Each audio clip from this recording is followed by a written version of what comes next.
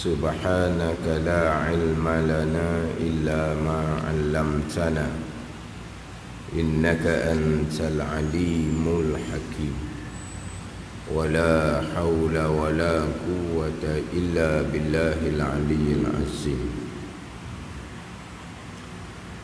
Kitab Bidayatul Hidayah, muka surat 3. Surat 3 baris yang ke-14 daripada bawah. Baris yang ke-14 daripada bawah. Qala al-muallif rahimahullahu ta'ala wa nafa'ana bi'ulumihi amin. Faidatun, ini suatu faedah, suatu kegunaan mengucap bismillah dan alhamdulillah dan selawat dan salam atas penghulu kita Nabi Muhammad sallallahu alaihi wasallam. Hanya mengucap bismillah dan alhamdulillah dan mengucap selawat dan salam atas penghulu kita tu sunat. Sunat ni pada mazhab imam kita Asy-Syafi'i. Sunat ni melainkan pada tasyahud akhir, maka iaitu selawat atas penghulu kita Nabi Muhammad sallallahu alaihi wasallam. Kemudian daripada tasyahud akhir itu wajib. Bersalahan pada mazhab Imam Malik. Bersalahan pada mazhab Imam Malik, maka mengucap yang demikian itu bismillah, alhamdulillah, selawat dan salam wajib pada seumur hidup sekali. Adapun setengah daripada manusia yang mazhabnya Syafi'i, kata setengah daripada manusia bahawa mengucap yang demikian bismillah, alhamdulillah, selawat dan salam wajib pada seumur hidup sekali. Jawabnya, maka adalah manusia itu tiada diketahui manusia pada mazhab diri manusia dan pada mazhab orang lain. Mengucap bismillah dan alhamdulillah, baca bismillah, alhamdulillah dan selawat dan salam atas penghulu kita Nabi Muhammad sallallahu alaihi wasallam hanya sunat. Sunat ni pada mazhab imam kita Syafi'i, melainkan pada tasyahud akhir maka iaitu wajib. Bersalahan pada mazhab Imam Malik, mazhab Maliki. Selepas dihuraikan berkaitan dengan bismillah, kemudian alhamdulillah, selesai dihuraikan berkaitan dengan makna selawat dan salam atas penghulu kita Nabi Muhammad sallallahu alaihi wasallam. Selawat salam daripada Allah, selawat salam daripada malaikat, selawat salam daripada manusia dan jin. Apa pengertian dia sudah selesai. Nak cerita pula ni satu tambahan ilmu di sini ni. Berkaitan dengan baca bismillah, alhamdulillah, selawat dan salam. Setengah kitab ditambah doa kepada ibu bapa. Doa kepada ibu bapa. Kita baca bismillah, kita baca alhamdulillah, kemudian kita berselawat dan salam atas Nabi, kemudian kita doa kepada ibu bapa. Hak sekali sama hidup tu apa hukum dia? Jadi dalam mazhab Syafi'i kita wajib, sunat. Dalam mazhab Malikinya wajib. Hak ni berkaitan dengan di luar ibadah. Di luar ibadah. Satu laginya, hak paling besarnya adalah mengucap 2 kalimah syahadah. Asyhadu an la ilaha illallah wa asyhadu anna Muhammadar Rasulullah. Atas kita ni, hak Islam yang kita warisi daripada ibu bapa kita. Kita bukan Islam bermula daripada mengucap 2 kalimah syahadah. Berbeza dengan orang asalnya kafir, nak masuk Islam, dia wajib mengucap 2 kalimah syahadah. Barulah sah, barulah jadi dianya orang Islam. Adapun macam kita ni, kita Islam adalah taba'an li abawai. Kita mengikut ataupun kita panggil, kita warisi daripada ibu bapa kita. Bila ibu bapa kita Islam, maka kita pun Islam. Kemudian Islam macam kita ni, hak warisi daripada ibu bapa, bukan Islam bermula daripada mengucap 2 kalimah syahadah. Apakah hukum kita mengucap 2 kalimah syahadah? Ni semua cerita di luar sembahyang. Dalam sembahyang bukan selawat dan salam saja. Selepas tasyahud akhir itu wajib. Bismillah pun wajib. Ayat yang pertama suratul Fatihah, alhamdulillah pun wajib. Ayat yang kedua selepas ada Fatihah. Kemudian mengucap 2 kalimah syahadah pun wajib. Itu bacaan tasyahud akhir. Bukan selawat je ni. Selawat ni selepas ada tasyahud akhir. Memanglah wajib kalau dalam sembahyang, sebab ianya adalah rukun kauli. Yang kita cerita ni di luar sembahyang. Apa hukum kita baca bismillah, alhamdulillah, selawat dan salam, tambah pula mengucap 2 kalimah syahadah, dan satu lagi berdoa pada ibu bapa sekali sama hidup? Apa hukum dia? Sunat dalam mazhab Maliki, wajib.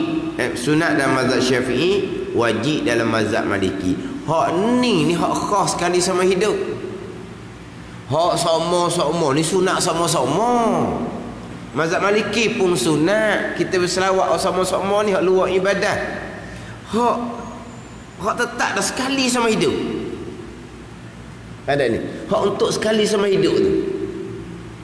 Jadi untuk kita dapat, kalau mazhab Syafi'i kata sunat, kalau mazhab Maliki kata wajib, nak dapat kita baca hak kata sunat sekali ni dalam mazhab Syafi'i, hak baca hak kata wajib sekali dalam mazhab Maliki ni, kita baca serta kita kosak di hati nak menunaikan tuntutan sunat hak sekali sama hidup. Mazhab Syafi'i untuk menunaikan tuntutan sekali sama hidup hak wajib dalam mazhab Maliki. Baru dah lepas ni. Ada ni. Memanglah kita luar daripada sembahyang, memang kita baca bismillah semua. Nak makan nasi baca bismillah, nak minum air baca bismillah, sudah siap alhamdulillah. Selawat salam kita selawat salam semua dah. Luar ibadah mengucap dengan syahadah, kita mengucap walaupun luar ibadah. Doa daripada ibu bapa, memang kita tak lepas doa daripada ibu bapa. Hak tu memang sunat sama-sama. Hak sekali sama hidup ni. Hak sekali sama hidup ni, kalau kita nak lepas daripada tuntutan sunat mazhab Syafi'i, kita nak lepas daripada tuntutan wajib dalam mazhab Maliki, kita kata sekali tu dengan kosak hati untuk menunaikan hak sunat kata sekali sama hidup ni. Untuk menunaikan mazhab Maliki kata wajib kena kata sekali sama hidup, baru lepas. Maknanya kalau kita baca bismillah, kita baca bismillah kerana kita nak makan nasi, kerana kita nak minum air. Alhamdulillah, lepas dia makan nasi, lepas daripada qada hajat, alhamdulillah, lepas daripada jaga daripada tidur, alhamdulillah. Hak tu hak lain, hak tu sunat sama dah. Hak sekali sama hidup ni. Atas kosak kita nak menunaikan hak tuntutan sunat mazhab Syafi'i, atas kosak di hati untuk menunaikan tuntutan wajib dalam mazhab Maliki. Ada kosak tu boleh lepas hak tuntutan sekali tu.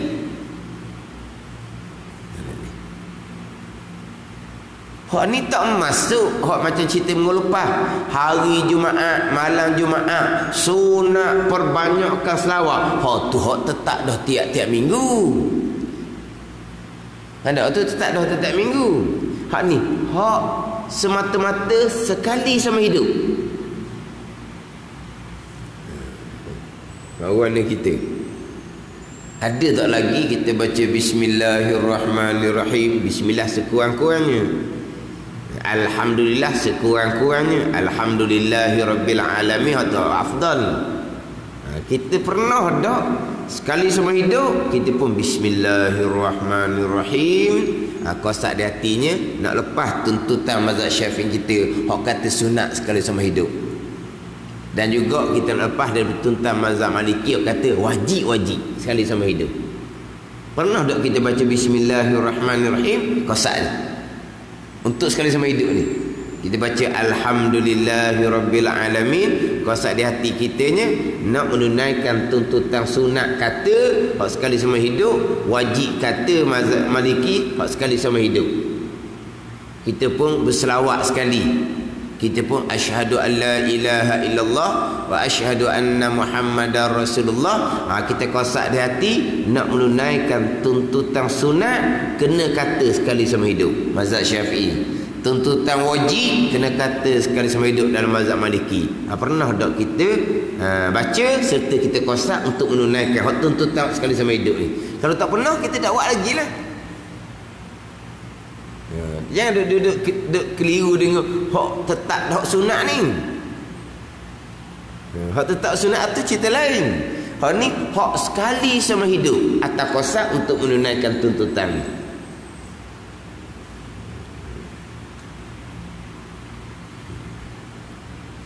Bismillah, alhamdulillah, selawat dan salam. Kemudian tambah laginya mengucap doa syahadah, tambah laginya berdoa kepada kedua ibu bapa. Hak ni memang tetap dah sunat sokmo-sokmo kita berdoa kepada ibu bapa. Hak sekali kita berdoa untuk melepaskan tuntutan sunat dalam mazhab Syafi'i kita dan tuntutan wajib dalam mazhab Maliki. Tapi ini dia kata melainkan pada tasyahud akhir. Tasyahud akhir ni dia pergi kepada selawat je kat tasyahud akhir ni. Maka iaitu selawat ke atas Nabi kuna tasyahud akhir ni wajib. Sebut tasyahud akhir dan semua kita dah sebut tasyahud akhir. Melainkan di dalam sembahyang. Kalau kata melainkan dalam sembahyang ni umum sikit. Dalam sembahyang ada bismillah, ada alhamdulillah. Ayat pertama, kedua suratul Fatihah. Dalam sembahyang ada selawat selepas ada tasyahud akhir. Dalam sembahyang ada dua kalimah syahadah dalam tasyahud akhir. Kalau kata melainkan pada sembahyang, tu lebih umum. Kalau melainkan pada tasyahud akhir tak ada bismillah, tak ada alhamdulillah. Kemudian pada tasyahud akhir pula tak ada selawat. Pada tasyahud akhir ni asyhadu an la ilaha illallah ada lah, wa asyhadu anna muhammadar rasulullah. Pada tasyahud akhir mana ada selawat? Selawat tu kemudian di tasyahud akhir. Selawat tu rukun lain, tasyahud akhir rukun lain. Ada ni. Tasyahud akhirnya sampai ke wa asyhadu anna Muhammadar Rasulullah. Habis tasyahud akhir. Allahumma salli ala sayyidina Muhammad. Itu bukan tasyahud akhir tu. Itu rukun lain. Kita je suruh baca tasyahud akhir sampailah Allahumma salli ala sayyidina Muhammad wa ala ali sayyidina Muhammad. Beres dah tasyahud akhir. Beres dah. Tak kena tasyahud akhir. Jangan. Walaupun nampak macam sekali lah tu dengan selawat tasyahud akhir. Hak cerita kata menduga ni. Pernah menduga tanya, cuba baca tasyahud akhir. Dia baca sampai ke Allahumma salli ala sayyidina Muhammad wa ala ali sayyidina Muhammad. Pernah menduga pun tanda. Tanda apa dah tahulah. Tanda tak kena tasyahud akhir ke apa dia pun tanda. Mana apa tanda tu? Kurang. Kurang. Lepas tu duduk dulu hati menduga tu. Tengok kalau lain pun kurang juga, capur. Kemungkinan tak dulu. Dia apa-apa hati menduga ni kan. Macam orang teh kereta tu lah. Memanglah kok mana pun ada di tanda salah. Tapi tanda salah tu tak sepintak lulu. Tapi kalau banyak dicapur, tu timbul tak lulu tu. Kalau setakat salah satu, dia pakar satu tu mesti tak lulu. Tak. Tapi kalau capur lain, kemungkinan tak lulu. Jadi suruh baca tasyahud akhir. Dia pergi masuk dengan Allahumma salli ala sayyidina Muhammad wa ala ali sayyidina Muhammad. Dia capur dah. Melainkan kalau perlu menduga tu kata baca tasyahud serta selawat. Barulah baca kedua-dua. Jadi kalau pada tasyahud akhir pun tak ada selawat. Selawat hak wajib ni kemudian daripada tasyahud akhir. Selawat atas Nabi SAW kita maklumlah. Selawat atas keluarga jadi sunat abad. Kemudian daripada selawat selepas dia tasyahud akhir tu. Mana kalau betul pada tasyahud akhir hanyalah mengucap dua kalimah syahadah. Tapi bila kita tak sebut mengucap dua kalimah syahadah. Dia hanya sebut bismillah, alhamdulillah, selawat dan salam. Kenapa sebut 3 je? Dah. Bicara 3 je sini ni. Dalam matan Ummul Barahim, bismillah, alhamdulillah, wassalatu wassalam ala rasulillah. Kan 3 tu juga dalam matan Ummul Barahim kan. Bismillah, alhamdulillah, wassalatu wassalamu ala rasulillah. Jadi dalam matan Ummul Barahim ni bicara 3 je. Maka dia datangkan hukum 3 ni jelah. Kenapa tak datangkan dua kalimah syahadah? Tak ada dalam matan Ummul Barahim ni. Doa pada ibu bapa tu tak ada dalam matan Ummul Barahim. Sebab dia hanya datangkan 3 saja. Bismillah, alhamdulillah, selawat dan salam atas Rasulullah. Dia dalam Aqidatun Najib. Dalam Aqidatun Najib saya baca maghrib malam ni di Masjid Gelung Bilal. Dia sama je dengan Bidatul Hidayah ni. Sama-sama syarah bagi matan Ummul Barahim. Cuma syarah Aqidatun Najib tu tebal. Bidatul Hidayah ni nipis. Ni hak kecil lah dia panggil. Tapi matan Ummul Barahim juga. Dalam hak Aqidatun Najib barulah dia hari dengan bismillah, alhamdulillah, selawat dan salam. Dalam matan Ummul Barahim dia bertambah dengan dan 2 kalimah syahadah, ditambah dengan dan berdoa atas kedua ibu bapa. Keluar hukum sekali sama hidup sunat dalam mazhab Syafi'i, sekali sama hidup wajib dalam mazhab Maliki. Sekali sama hidup dengan kosa untuk menunaikan tuntutan sama ada sunat ataupun tuntutan wajib untuk sekali sama hidup baru lepas.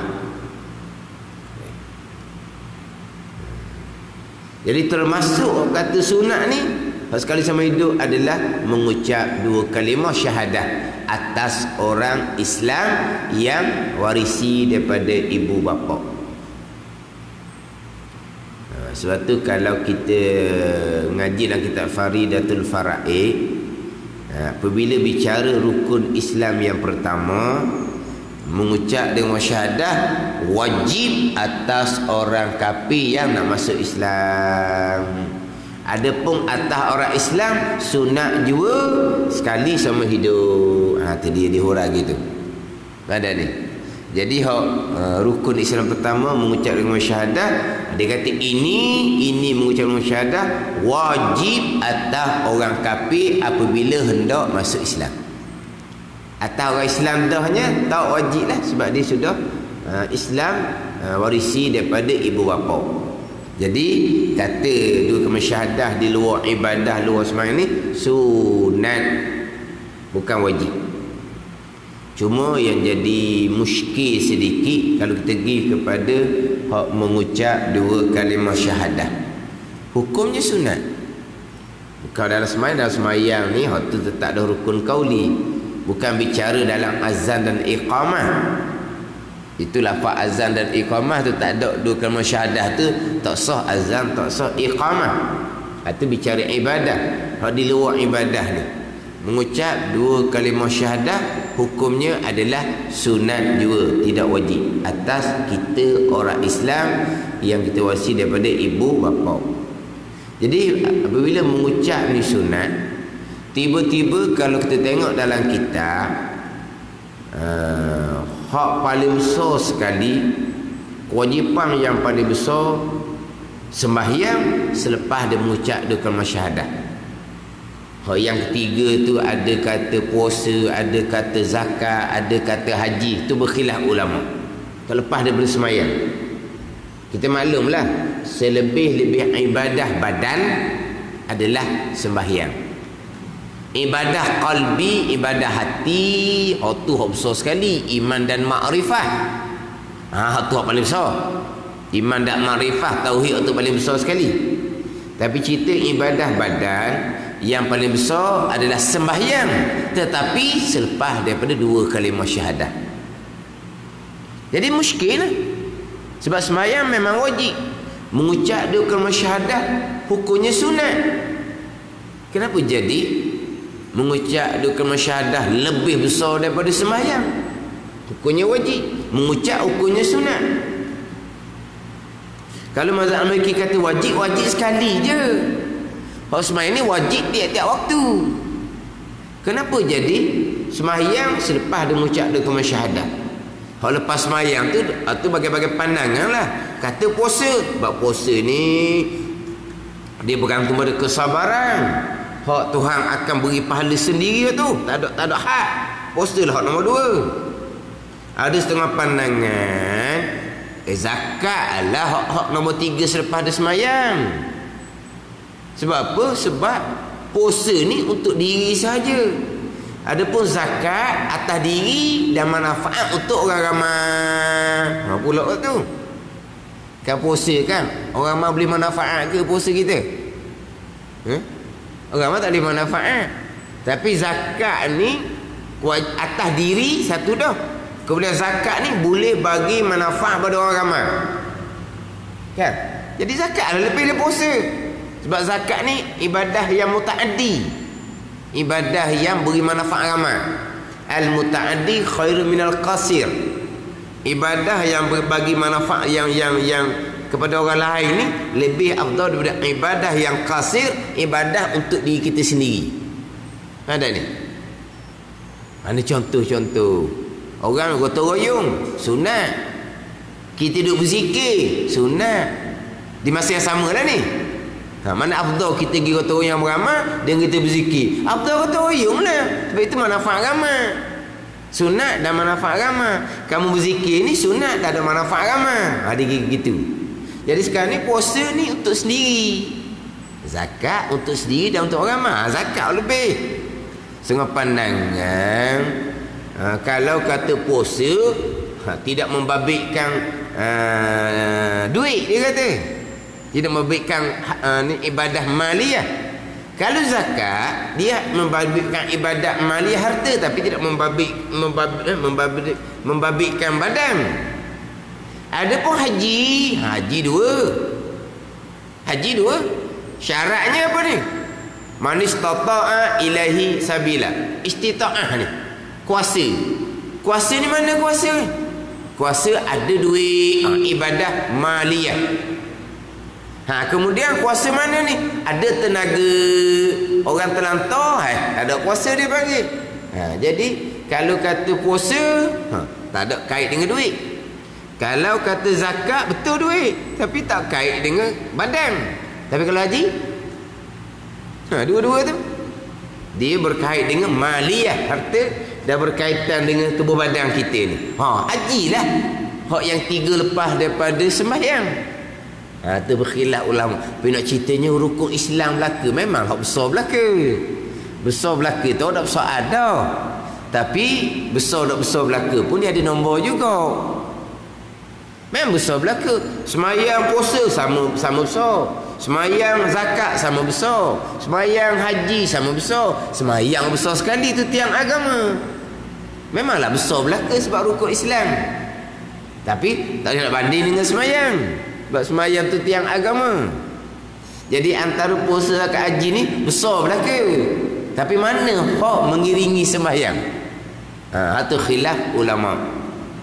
Tapi yang kita nak timbul di sini, sembahyang ibadah badan yang paling afdal, yang paling besar, tetapi selepas daripada mengucap 2 kalimah syahadah.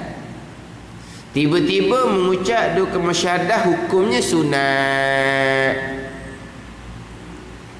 Jadi macam mana sunat jadi lebih daripada hak wajib ni? Dan kita maklumkan mestilah lebih hak wajib daripada hak sunat. Hak lebih hak sunat ada wajib ni beberapa masalah je. Ada juga lebih sunat daripada wajib. Memberi salam sunat, menjawab salam wajib. Mana besar pahala memberi salam dengan menjawab salam? Mana besar pahala? Kalau besar pahala menjawab salam, kita tunggu orang semua. Tunggu. Hei, awak beri salam, saya nak jawab. Sebab awak beri salam sunat, saya jawab salam wajib. Besar pahala jawab daripada beri salam. Kita tunggu besar. Dah beri salam kan, nanti beri salam kita baru kita jawab. Sebab apa? Sebab menjawab salam wajib, memberi salam sunat. Hak wajib dengan sunat memang kena besar wajib. Ni dak, ni besar sunat. Ni besar sunat. Memberi salam sunat, menjawab salam wajib. Hak mana besar pahala? Memberi salam tak besar daripada menjawab salam. Ni hak lain sikit. Jadi hak sunat lebih daripada wajib. Satu laginya, orang berhutang dengan kita, kemudian dianya tak mampu. Dia muksir, dia panggil. Muksir ni orang yang susah lah. Kewajipan kitanya fanaziratun ila maisarah. Itu kewajipan kita. Kita wajib kena tunggu sampai dia senang, sampai dia mampu bayar. Wajib tunggu, jangan kita desak.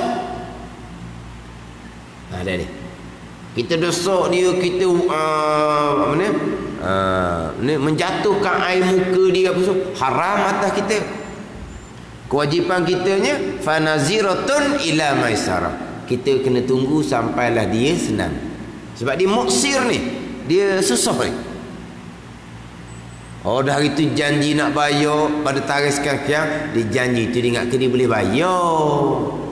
Sampai masa dak jalan juga, tak boleh duit juga, tak boleh nak bayar juga.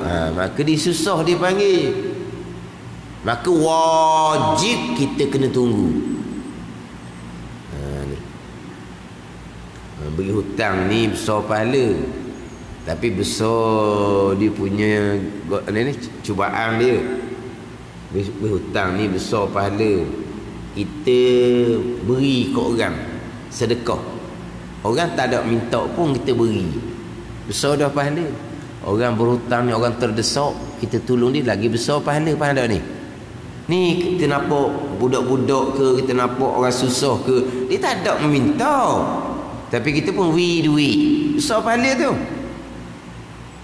Tapi dia tak meminta pun, mana tak nampak terdesak sangat.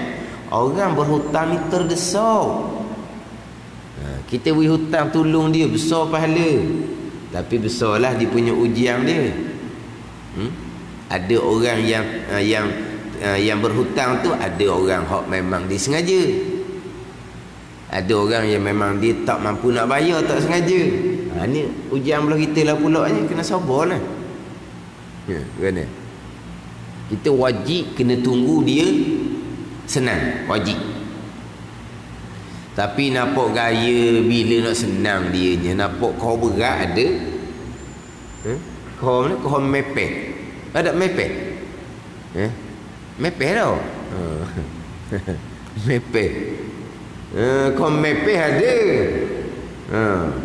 Maknanya kau berat lah kita kata.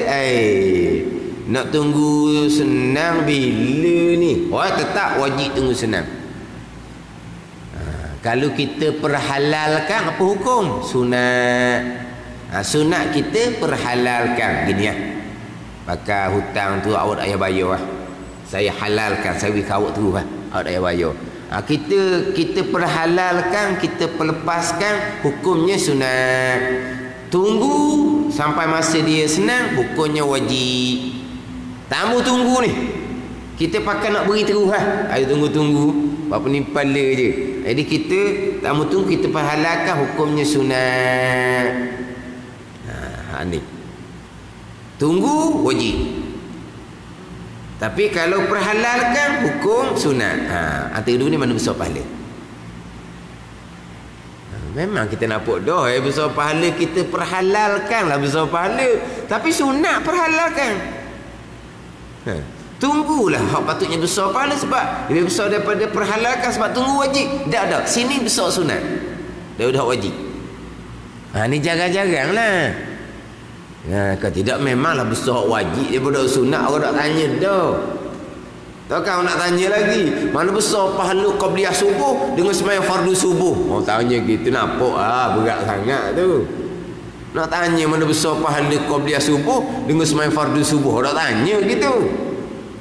Wajib dengan sunat nak tanya buat benda lah, nak banding. Tapi ada juga hak sunat lebih daripada hak wajib. Memberi salam, jawab salam. Kita perhalalkan hutang orang susah ataupun kita tunggu dia. Tu besar hak sunat daripada hak wajib. Jadi kita balik pada persoalan sembahyang wajib 5 waktu. Mengucap dua kalimah syahadah bagi orang Islam ni kita ni sunat sahaja. Jadi macam mana besar mengucap daripada sembahyang? Kalau orang kafir memang nampaklah besar mengucap dua kalimah syahadah. Sebab selagi tidak mengucap dua kalimah syahadah, dia tidak dihukumkan sebagai orang Islam, sembahyang pun tak sah. Sembahyang pun tak sah. Sebab dia belum mengucap dua kalimah syahadah, belum dihukumkan sebagai orang Islam, maka sembahyang tidak sah, kena mengucap dulu. Memanglah besar mengucap dua kalimah syahadah. Hak kita ni, hak sunat saja mengucap. Macam mana besar daripada sembahyang? Dia yang mana besar kedua kalimah syahadah daripada sembahyang adalah pengertian syahadah tu sendiri. Pengertian syahadah tu sendiri. Ada ni. Bukan diri mengucap tu. Diri mengucap tu jatuh hukum sunat. Pengertian syahadah tu. Pengertian syahadah itulah menjadi asas kepada rukun Islam. Ada ni. Asas kepada agama mengucap dua kalimah syahadah. Sembahyang tiang mengucap asas tapak. Asas dengan tiang memang besar asas. Sebab tanpa ada asas tak ada tiang.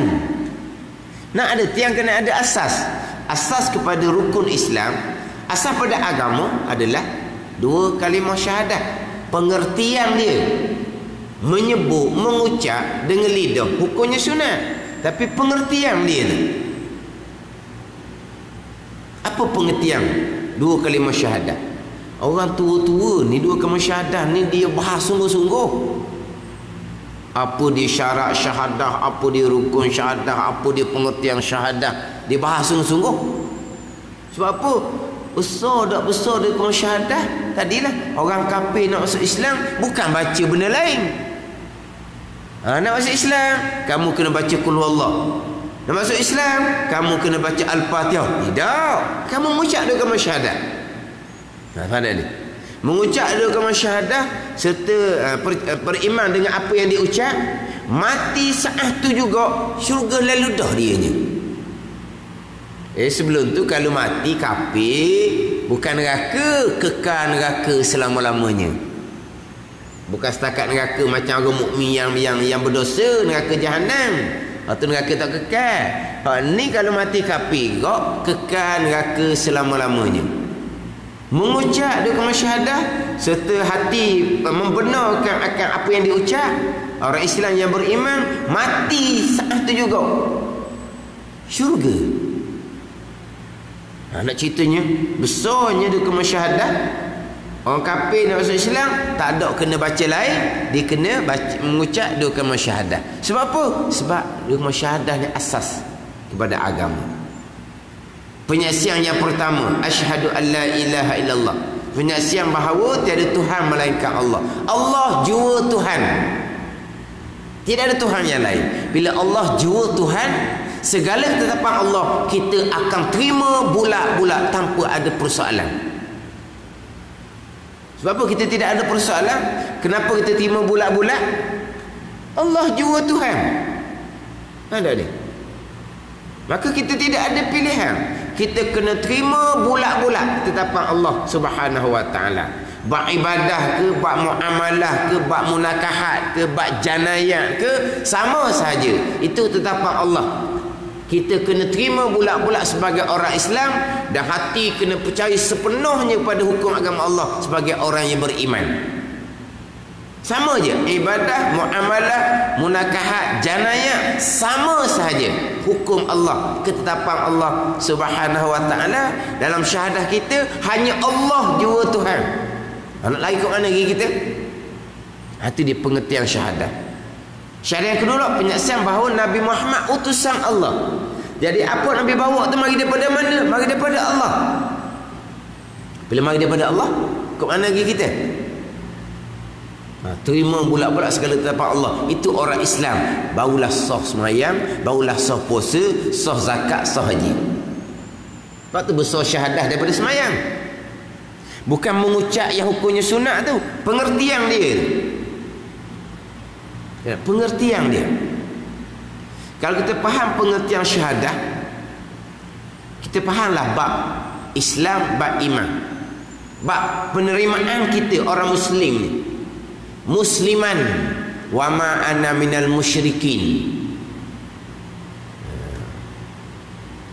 Ini la syarika lahu wa bizalika umirtu wa ana minal muslimin. Kita baca dalam doa iftitah tu. Hanifan musliman, kita orang muslim. Wa ma ana minal musyrikin. Orang muslim, orang yang serah diri bulat-bulat kepada Allah. Allah menetapkan apa hukum, terima bulat-bulat. Terima, dan kita dipanggil terima tanpa kira bicara. Sebab apa? Sebab kita orang Islam, orang yang serah diri. Dalam silap terjemahan Indonesia, keadaan Indonesia, dia ada satu saklar poster besar tu, bacaan sembahyang serta terjemahan. Musliman diterima dengan orang yang serah diri. Orang yang serah diri. Apa benda serah diri? Tak ada pilihan. Ketetapan Allah kena terima bulat-bulat. Kenapa? Sebab hanya Allah jua Tuhan. Kalau ada dua Tuhan, kenapa kita nak serah diri kepada Allah? Hukum Allah ni nampak dengan otak kita hak berasa lebih cerdik daripada Allah ni, nak tak ada apa nak jadi ni hukum Allah ni, cerdik kita daripada Allah kan. Ada Tuhan yang kedua, kita tengok Tuhan yang kedua pula. Dia Tuhan yang kedua ni tetap macam mana? Ada lagi pilihan tu. Tapi syahadah kita Allah jua Tuhan. Ada pilihan lagi? Tak ada pilihan lagi, kita Allah jua Tuhan. Melainkan kalau kita cerdik daripada Allah, ambil orang kita sendiri dah lah. Allah tak jadi. Syariat Allah yang diutuskan oleh Nabi SAW sampai kiamat, tak sampai kiamat, expired dah, tak sesuai dah. Sesuai masa Nabi je, expired dah sekarang ni. Jadi hukum tu tak pakai mah. Sebab tak ada rasul dah kepada Nabi. Tapi tak jadi hak Allah Ta'ala ni. Cerdik kita daripada Allah. Gitu. Itu orang tak ada syahadah. Mulut kata tapi tak ada pengertian syahadah. Ingat baik. Kalau kita pergi kepada syarat sah sembahyang, syarat sah puasa, syarat sah haji, syarat sah zakat yang pertama, Islam. Itu syarat sah yang pertama, Islam. Apa Islam di situ? Islam rukun dia sembahyang, rukun dia puasa, rukun dia zakat, rukun dia haji. Jadi syarat sah sembahyang, puasa, zakat, haji. Gitu syarat sah sembahyang. Orang sembahyang tak puasa tak sah. Orang sembahyang tak zakat tak sah. Orang sembahyang tidak menunaikan haji tak sah. Dah syarat yang pertama, syarat sah yang pertama ni Islam. Islam kita faham sembahyang, puasa, zakat, haji. Jadi syarat sah sembahyang, kena puasa, kena zakat, kena haji, baru sah sembahyang. Dah syarat sah Islam tu syahadah. Syahadah. Bukan syahadah saja, ni sampai ke hati, beriman. Mana Islam yang beriman? Syarat sah sembahyang. Orang Islam, orang yang terima bulat-bulat segala ketetapan Allah, serta hati percaya sepenuhnya akan segala ketetapan Allah Subhanahu wa taala. Macam kita ni, hati terima sungguh-sungguh sembahyang. Hati terima. Hati kita terima. Hak kita sembahyang tu ihsan. Hak kita sembahyang tu ihsan. Anta'budallah, bahawa engkau mengabdikan diri akan Allah dengan bahawa engkau tunaikan segala perintah Allah, tunaikan sembahyang, tunaikan puasa. Itu ihsan. Itu pergi pada ihsan. Ini kita nak cerita bab iman. Islam masuk ke dalam iman. Iman ni percaya hati, hati terima sepenuhnya akan perintah sembahyang. Macam mana hati kita?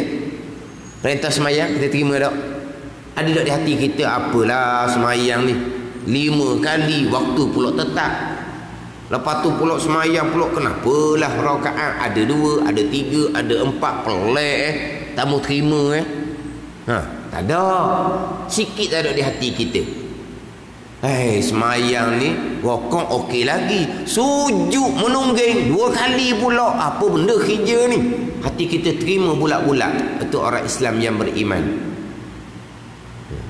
Puasa, lapar, siapa sebelah petang tu bersandar, ruyuk apa panggil tak? Kenaling tak? Ada dah hati kita hukum agama Allah, suruh puasa ni hak ni menganiayai manusia ni, lapar manusia, makanan banyak, tak ada hati kita. Hukum Allah, haji umrah, habis duit ya. Kalau orang dulu juga nak boleh pergi Mekah, sipang daripada muda sampai ketua baru boleh pergi Mekah. Ada ni. Tak ada duit lagi, tenaga lagi. Hukum haji pula tawah. Pusing-pusing. Allah duduk dekat apa ke? Dak lah, tidak bertempat. Dah kenapa pusing? Perintah Allah, terima sudah lah. Kenapa siapa dengan maruah? Siti Hajar carai. Tu Siti Hajar, dah kita buat apa? Perintah Allah kan kita terima dan hati kita membenarkan. Itulah orang Islam yang beriman. Tanya wuku buat apa wuku? Terus saya kata kalau tunggu durian boleh ke asyik. Buat apa wuku? Tak wuku ke tak sah haji. Perintah Allah. Siapa kita? Allah jua Tuhan kan. Terima zahir, hati pun terima orang beriman. Melontar pula. Melontar masa Nabi bolehlah 100,000 orang lebih. Sekarang ni juta. Melontar ni tak kena gaya, jadi dia akan apa ni? Akan jerembung tu lah. Akan apa panggil? Bukan jerembung, dipanggil inilah, orang jadi mati-mati kan. Masa melontar kan? Apa faedah melontar? Hukum melontar tak sesuai dah sekarang. Masa Nabi sesuai lah hukum melontar. Sebab masa Nabi Hajatul Wada 100,000 lebih je. Sekarang ni juta ni. Tak sesuai dah hukum melontar ni. Kita kena tukar hukum Tuhan. Ada tak orang berani seumpama tu? Tak ada. Hati terima bulat-bulat. Mati orang tu. Apabila berjerembung tu, mati orang. Hukum Allah. Siapa soal?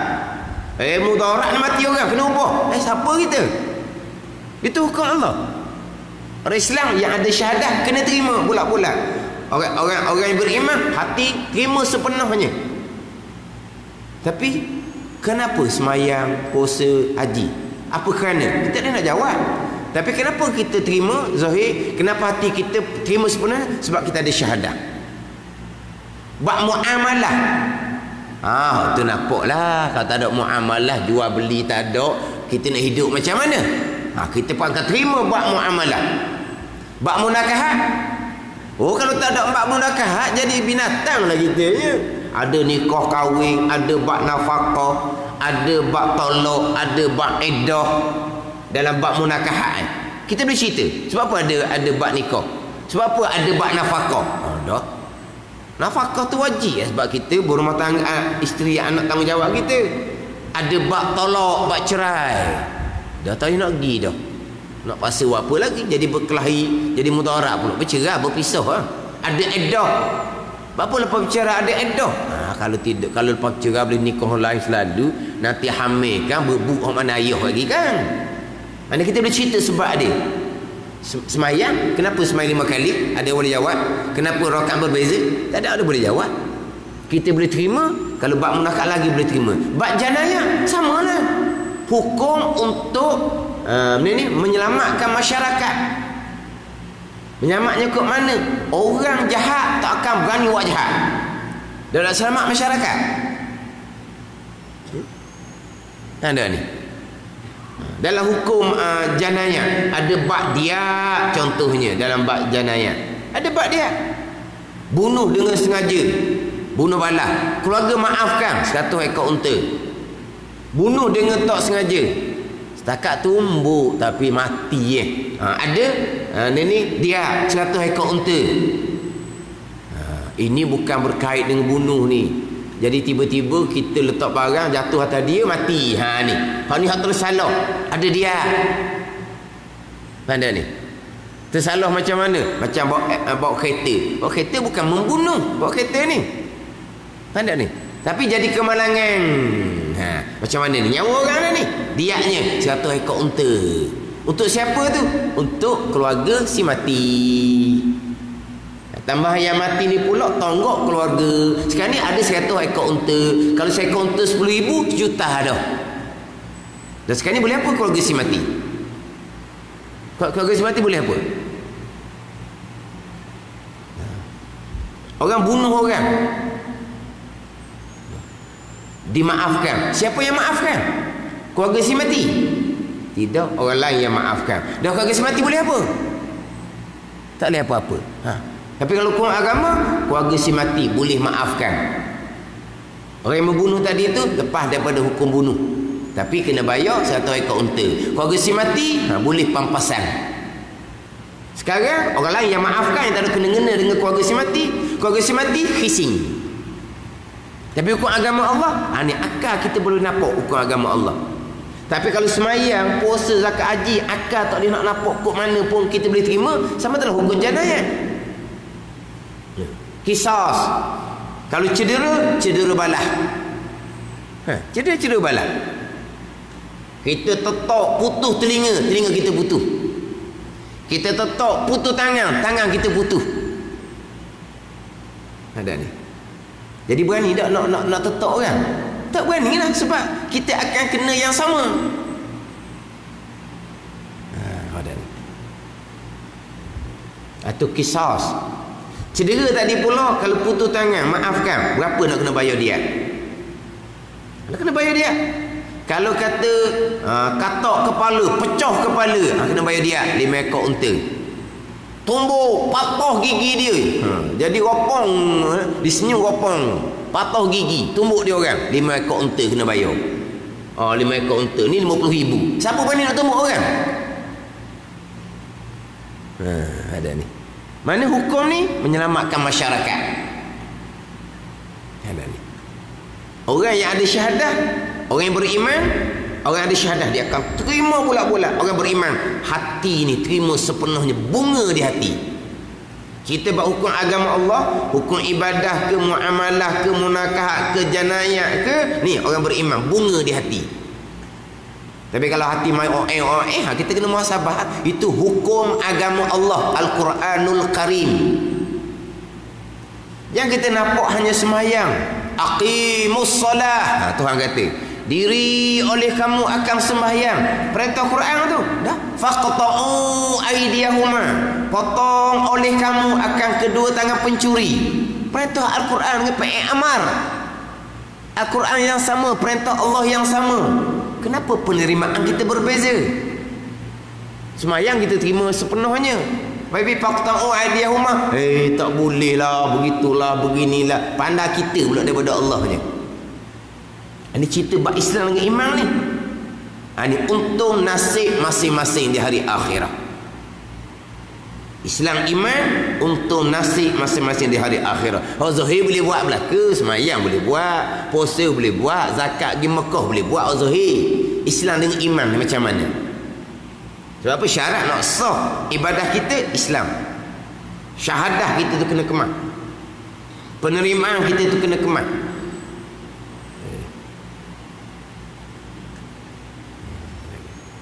Kita nak pergi pada pemahaman syahadah tu. Hanya Allah jua Tuhan.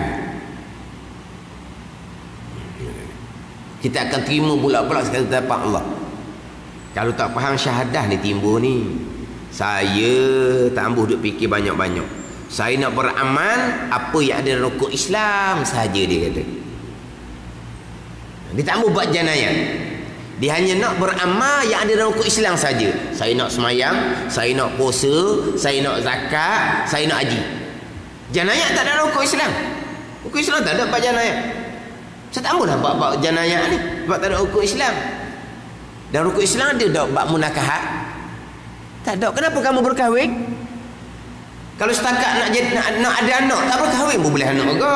Jadi macam lembu kambing tu.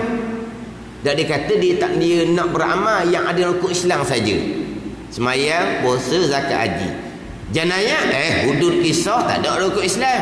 Tak mau beramal. Dan munakah ada rukun Islam. Muamalah ada rukun Islam. Ini tak faham betul. Tak faham syahadah. Tak faham syahadah. Bila ada syahadah, akan terima sekalian perkara agama Allah. Wa imam ibadah, wa imam munakahat, wa imam muamalah, wa imam janayah. Masuk dalam rukun syahadah. Tapi kenapa rukun Islam hanya datang ibadah, semayang, puasa, haji? Sebab itu hak zahir nyata. Jadi kalau hak ibadah boleh terima, muamalah, munakahat lagilah boleh terima.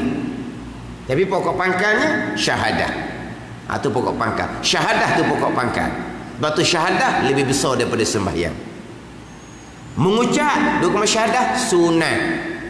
Hak besar dari sembahyang ni pengertian syahadah tu. Penyaksian hanya Allah Ta'ala jua Tuhan. Ada ni. Hanya Allah Ta'ala jua Tuhan. Kita akan terima sekalian. Hak pelaksanaan tu kena berjuang lah. Kita nak melaksanakan ibadah dalam diri, kena berjuang. Kita nak laksanakan ibadah secara muamalah masyarakat, kena berjuang. Kita nak laksanakan dalam keluarga kita, munakahat, bab rumah tangga ni, kita kena berjuang. Dalam bab janayah atau dalam bab umum negara tu kena berjuang. Memanglah kena berjuang. Kita untuk diri kita ibadat pun kena berjuang. Ada ni. Belum cerita masyarakat, dengan anak bini kita pun kita terlepas. Cakap tu cakap, bila saya berkahwin nanti, saya akan jadikan rumah tangga ni rumah tangga sebagai rumah tangga Nabi SAW. Saya akan tunaikan tanggungjawab yang sepenuhnya pada isteri dan anak-anak. Sampai masa tak buat-buat pun. Kenapa? Sebab kena berjuang, bukan cakap saja. Ada ni. Dia cakap nak laksana rumah tangga agama tapi tak buat. Tu dia. Kita kena berjuang rumah tangga kita. Itu orang berjuang supaya hukum agama tertegak dalam negara. Tidak tegakkan pun. Itu mereka, kita kena berjuang bahagian kita. Dan mereka dengan Tuhan, kita dengan Tuhan. Masing-masing wajib berjuang. Jadi atau mereka gagal. Itu mereka dengan Tuhan. Dan kita macam mana? Kita dengan Tuhan pula macam mana? Kita ingat baik, menegakkan hukum agama Allah wajib ijma' ulama. Menegakkan hukum agama dalam diri kita wajib. Menegakkan hukum agama Allah dalam keluarga kita wajib. Menegakkan hukum agama dalam negara wajib ijma' ulama. Tak ada khilaf ni. Lepas tu kena berjuang lah. Tapi akhir zaman, memang akhir zaman, untuk tegak agama dalam diri kita pun gagal. Ni diri kita sendiri, diri ni. Kita cakap betul lah, kita orang masjid ni, kita orang cakap iyalah. Tapi ni sempurna tak kita hak dalam diri? Tak sempurna pun kena mujahadah lah. Kena mujahadah.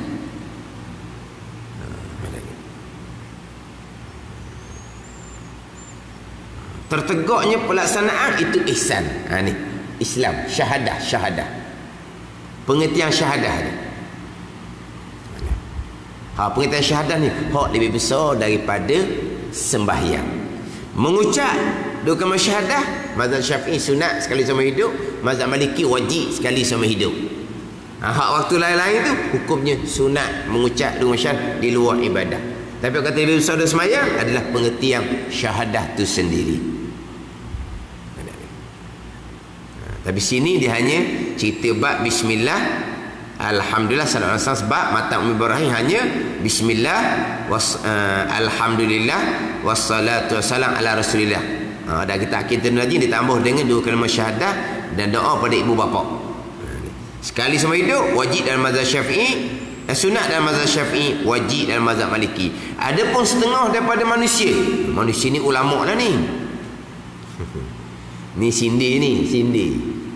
Dia biasalah kitab ni. Apabila ada tak sama pandangan, bila karang kitab disindir lah, ada dengan pandangan lain tu. Ada pun setengah daripada manusia. Manusia ni ulama ni, bukan manusia biasa ni. Yang mazhabnya Syafi'i. Mazhab Syafi'i. Katanya kata setengah daripada manusia ni bahawa mengucap yang makan itu, mengucap bismillah ke, alhamdulillah ke, salawat dan salam wajib pada seumur hidupnya sekali. Dia kata wajib. Walau wajib tu mazhab Maliki, mazhab Syafi'i sunat. Dianya bermazhab Syafi'i, tapi dia kata wajib. Ni setengah manusia ni. Manusia ni ulama dah ni. Bukan manusia ramai-ramai ni. Maka jawabnya adalah manusia itu ulama dah tu. Tiada diketahuinya kalau manusia ni pada mazhab dirinya dan mazhab orang lain. Kata mazhab Syafi'i, dia tak tahu mazhab Syafi'i dia. Dia tak tahu pun hak wajib tu mazhab Maliki. Pada ni. Mengaku mazhab Syafi'i. Baca bismillah, alhamdulillah, sallallahu alaihi wasallam. Wajib sekali sama hidup. Mazhab Syafi'i apa gitu? Mazhab diri pun tak tahu, mazhab orang lain pun tak tahu. Wajib tu mazhab Maliki, mazhab orang lain, bukan mazhab Syafi'i. Ada dia. Mana ada jugalah khilaf di sini. Ada pan mengatakan bahawa hak sekali sama hidup tu mazhab Syafi'i pun wajib juga macam mazhab Maliki. Apa ni dia tolak ni? Dia tolak. Ni manusia ni mengaku mazhab Syafi'i. Tiba-tiba dia kata wajib. Wajib tu mazhab Maliki tu. Manusia ni tidak mengetahui akan mazhab dirinya. Mengaku mazhab Syafi'i, tak tahu mazhab diri ni. Dan mazhab orang lain wajib sekali sama hidup tu mazhab Maliki. Ini biasalah dia punya sindiran kepada pandangan yang tidak diterima lah baginya. Hak kata wajib tu mazhab Maliki. Dan sekarang ni manusia ni katanya mazhabnya setengah dia manusia yang mazhabnya Syafi'i. Itu dia masalahnya. Tiba-tiba kata wajib, kena kata sekali. Ni manusia ni tak kenal mazhab diri ni, tak kenal mazhab orang lain ni, campur aduk ni. Tapi nak cerita ada pandangan. Jadi hak kata wajib ni bukan mazhab Maliki saja, dan ada pandangan dalam mazhab Syafi'i yang kata wajib. Gitu jelah. Tapi sini dia tak terimalah pandangan tu. Itu pandangan yang lemah. Pandangan yang muktamad dalam mazhab Syafi'i, sunat juga mengucap bismillah, alhamdulillah, selawat dan salam sekali semua hidup. Okey, selesailah hak matan Ummul Barahin. Bismillahirrahmanirrahim. Bismillah, bukan bismillahirrahmanirrahim ni. Bismillah, alhamdulillah, wassalatu wassalamu ala rasulillah. Sambungan dia, i'lam annal hukmal aqliya yanhasiru fi salasati aqsamin. Ini sambungan matan Ummi Barahin. Wallahu a'lam. Bismillahirrahmanirrahim. Alhamdulillahirabbil alamin. Wassalatu wassalamu ala alihi wa sahbihi ajma'in. Allahumma allimna ilma aqdamin wa fahimna fahamas sabiqin warzuqna riqat talibin. Allahumma zidna ilman wa alhiqna bis salihin. Wa sallallahu ala sayyidina Muhammadin wa ala alihi wa sahbihi wa sallam. Walhamdulillahi rabbil alamin.